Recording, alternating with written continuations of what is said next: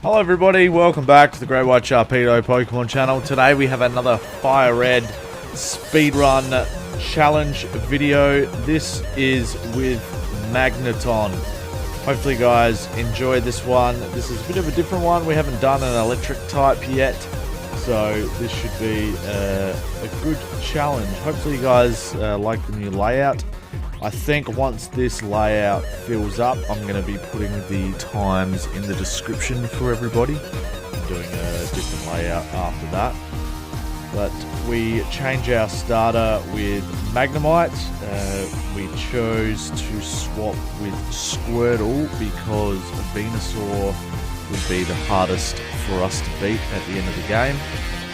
And the early game is actually quite good. Having the steel type really gives us a lot of resistance against a lot of the early game Pokemon, especially all the bug types. As you can see here, it's quite quick to train against the Pidgeys and stuff like that. So after about an hour, we take on Brock, and it's quite a grind. We have quite a large effort against him.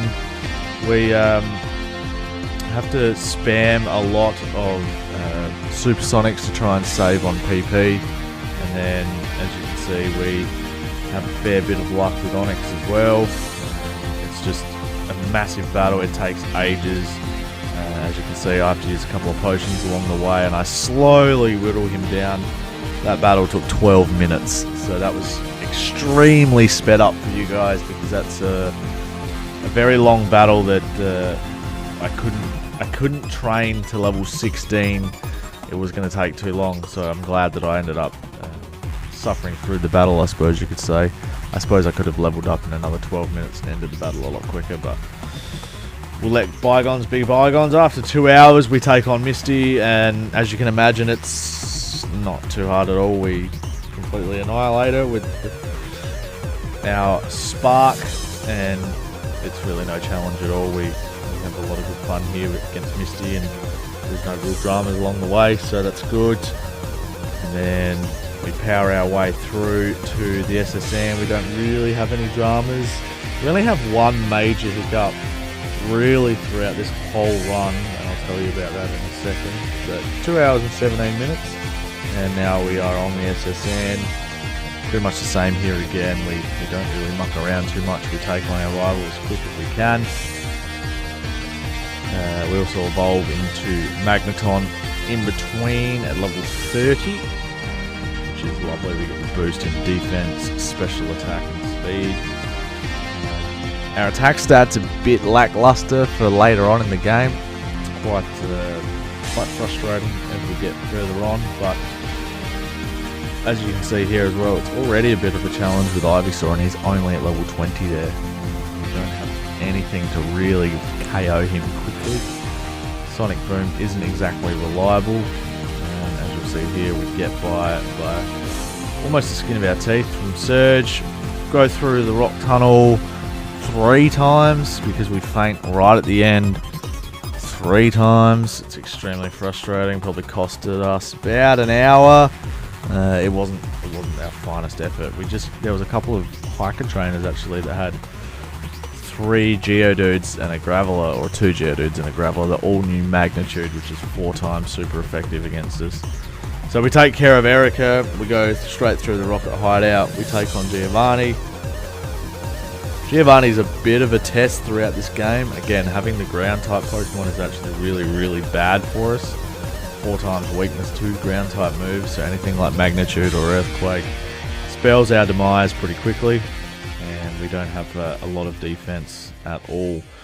So we do take care of Giovanni this time, but he comes back to haunt us a bit later on. We go to the Lavender Tower and take on our rival, and as you can see again, Ivysaur poses a little bit of a threat. We get that done, and we work our way down to Koga at level 50. And having Shockwave means that we don't miss. It's a stab electric move. We beat him in 5 turns. It's pretty much over super quick. We go to the rival in Saffron City. We're really sort of cruising through the game at this point. Everything's seeming to be running really smoothly, which is lovely. Except the fight with Venusaur here. We still knock him off, but it's getting harder and harder to beat him every single time. And it's quite a jump. He goes from level 25 to level 40 really quickly. Again, we take on Giovanni. And we're starting to feel some of the effects here of the ground type resistance and weakness. But we take on Sabrina afterwards. And again, pretty much a clean sweep. Her team defensively are garbage. We work our way down to Blaine. And pretty much one-shot his whole team. And then we come up against the big boy Arcanine, who has Fire Blast. We live on 8 health. We hit a couple more Thunderbolts and a Spark. And he is done for. And then this is where the real test for the rest of the game comes into place. Giovanni, I've adopted double team because I need his Earthquakes to miss. And his strategy sort of works pretty well. I was super paranoid about it. We knock out Rhyhorn, Doug Trio. We knock out Nido Queen. Nido King comes up against us. And we knock him out as well, and we just need to use some Screeches on Rhyhorn here to get him down a bit more. He knocks us down to 10 HP, which is a frightening stat. We actually managed to freeze him. It works in our favour, and we can finish him off from there with a paralysis as well. Tri-Attack's really handy, having the status conditions work in our favour, and then we immediately go on to fight the rival. And here we also get the win, whereas normally we really struggle with the rival battles. Again, the Rhyhorn, I thought he would have had Earthquake here, but I don't actually think he does until the Elite Four. So we get rid of them pretty easy. It's a pretty easy battle, except Venusaur again. But he doesn't really, because we're resisting him, he's resisting us. It's more of a stalemate. Yeah, managed to get by sort of by the skin of our teeth. He's using Synthesis here. Doesn't really save him at all. So he probably could have finished us off with a Razor Leaf, to be honest. We get to the Elite Four after 7 hours and 51 minutes. So we're probably not going to break the top 3. But there's certainly a possibility to crack into the top 4 with Haunter at 8 hours and 46 minutes. Also having Electric type against the water types with Lorelei is a real big asset, but we come up against Bruno and his Onix, and his Onix has Rock Tomb to slow us down and a big fat Earthquake to knock us out for good. So anytime we come up against the Earthquake, it's brutal. Rock Tomb really slows us down too, so that means any of his other Pokemon can have first dibs at trying to beat us, and we are double weak to Earthquake, and we're also weak to any fighting type moves as well, as you will see here. Hitmonchan knocks us out. We come back. We manage to get a paralysis on Onix. We wipe him out. We wipe out Hitmonchan with a couple of Thunderbolts, and then we work our way through the rest of his team with more Thunderbolts. The only thing I'm concerned with here that I'm starting to realize is my PP, is running out throughout the Elite Four, and I'm worried that I didn't have any PP restorative items, which was a bit of a downer. But we managed to freeze Onix here after we come back. Obviously we've leveled up a bit. I've gone and got PP, as you saw there, at Ether. We've leveled up 4 more levels, and as you can see, it's still a real big struggle against Onix here. He's just... I thought Tri-Attack was neutral damage against rock types. I know it's a normal type move. I don't know why I thought that. So I thought going into the Elite Four, Tri-Attack was going to be okay. But then I looked at Magneton's moves, and he really had nothing else that I could learn. Like Frustration, Return, Toxic wasn't going to help.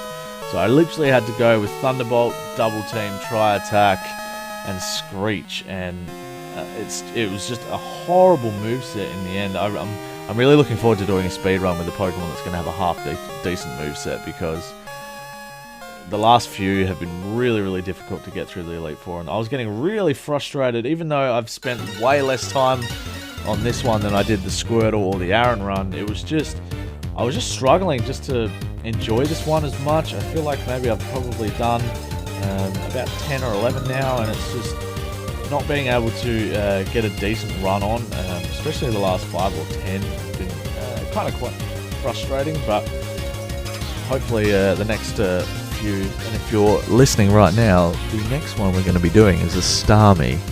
So hopefully that one goes nice and quick. We'll be starting with Staryu, and then obviously when we get a Water Stone, we'll be evolving straight away and tearing through the rest of the game, hopefully. So now we're taking on Lance, as you can see, and he's not really much of a threat anyway because we resist a lot of his moves. He's weak to our electric attacks, especially with Aerodactyl and Gyarados. So we knock him out pretty simply, we heal back up, and we head into our battle with the rival. I use a full restore and my only rare candy. So we take on the rival, and this time we start off with the double team to begin the battle to try and hopefully negate Rhydon's big fat earthquake that will definitely one-hit KO us. If we're having trouble with a level 51 Onix, I feel like we're going to have trouble with a level 59 Rhydon. So we whittle his defense down and then go for the secret powers. He doesn't hit us, and it's pretty much home sailing from there. That was our main concern. It was pretty lucky that he didn't hit us.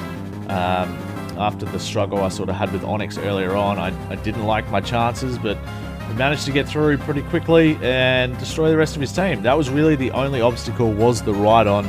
Arcanine as well, obviously, but our special defense was better than our defense. So we smashed through the rival, we become Hall of Famers, and let's have a look at our time limit.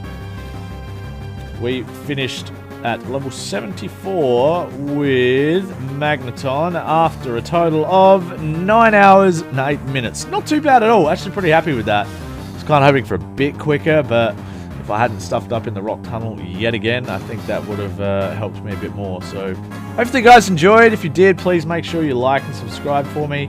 Really helps support the channel, and look forward to next week when we use Starmie. Until then, guys, peace!